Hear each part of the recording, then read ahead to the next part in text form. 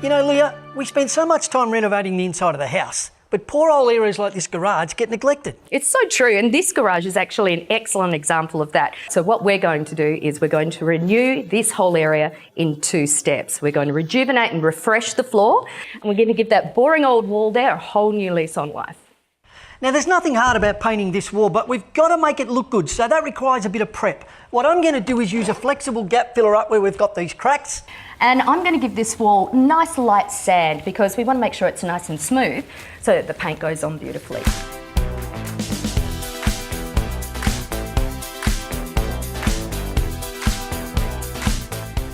A garage wall is no different to an inside one, so make sure you cut in the wall first with a quality brush before rolling. Now, because this is a textured panel wall, we're using a rough surface roller so we get great coverage. So we've just finished our first coat, and while we're waiting for our paint to dry, you don't need to wash your quality brushes and rollers out. That's a waste of paint.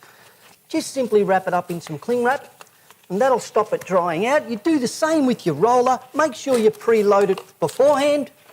Wrap it up. And when you're ready for your second coat, peel them off and you're good to go.